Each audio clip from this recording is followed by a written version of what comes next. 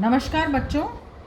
मैं doctor Priyanka Sharma, government college Laxmangarh, गृह विज्ञान की सभी छात्राएं जो कि बीए पार्ट 2 की हैं और पेपर 2 के हम जो चैप्टर्स पढ़ रहे हैं उसमें आज हम रेशम का जो चैप्टर है उसको आगे का भाग पढ़ेंगे, रासायनिक विशेषताएं। पिछली कक्षा में मैंने आपको इनकी भौतिक विशेषताएं बताई थी। रासायनिक विशेषताओं में सबसे पहला होता है अम्ल का प्रभाव। तीव्र अम्ल और सांद्र अम्ल जो हैं वो रेशम के रेशों पर बुरा प्रभाव डालते हैं, इसलिए इनके ऊपर तनु अम्ल ही काम में लेने चाहिए। इसी कारण से इन्हें अम्लीय रंगों में ही रंगा जाता है। क्षार का जो सांद्र और शक्तिशाली क्षार हैं वे भी रेशम के रेशों को नष्ट कर डालते हैं, इसलिए इन पर मृदु, नरम और उदासीन साबुन ही उपयुक्त होते हैं। रंगों का प्रभाव। रेशमी रेशों को रंगों के प्रति गहरा सादृश्य होता है। ये अम्लीय, बेसिक और सभी प्रकार के रंगों में रंगे जा सकते हैं। इन पर सभी रंग आसानी से चढ़ते हैं। विरंजक का प्रभाव।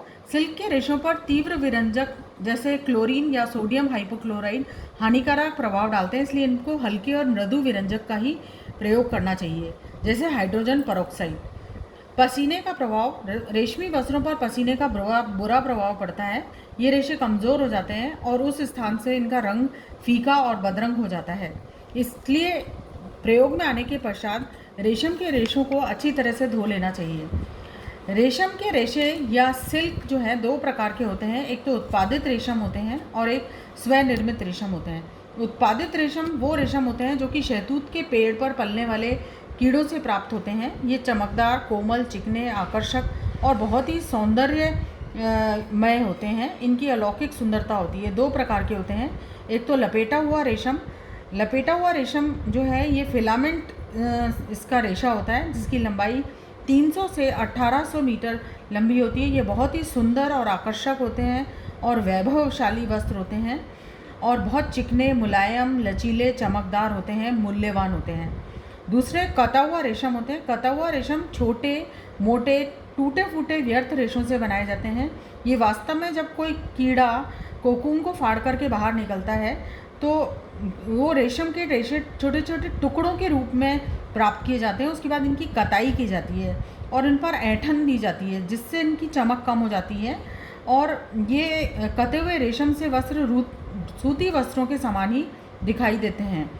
दूसरे होते हैं स्वनिर्मित या जंगली रेशम, जिनको कहते हैं, जो कि जिनको जंगली रेशम कहा जाता है, जो कि ओक, बबूल या अरंडी के पेड़ों पर इनके कीड़े पलते हैं। ये 3 प्रकार के होते हैं। मूंगा रेशम, जो कि ओक के पेड़ पर इनके कीड़े पाए जाते हैं और उनकी पत्तियां खा करके ये जीते हैं और इस आहार भी इनका निम्न कोटि का होता है। इनके मुख छिद्रों से भूरे रंग की लार निकलती है जो सूखकर रेशे बन जाते हैं। इनकी लार का रंग भूरा होता है और भूरे रंग के रेशे इनसे प्राप्त होते हैं। और मूंगा रेशम सुनहरा पीला रंग का होता है। ये चमकदार, मुलायम, बारीक, सूक्ष्म और कोमल सुंदर होता है।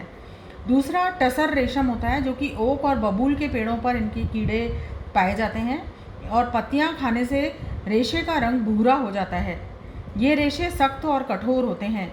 तीसरा प्रकार होता है एरी रेशम। एरी रेशम अरंडी के पेड़ों पर पलने वाले कीड़ों से प्राप्त होता है। ये बंगाल और आसाम में अधिक पाए जाते हैं। ये रेशे अत्यंत कोमल, बारीक, चिकने, सूक्ष्म और चमकदार होते हैं और इनका रंग भी पीला होता है। धन्यवाद।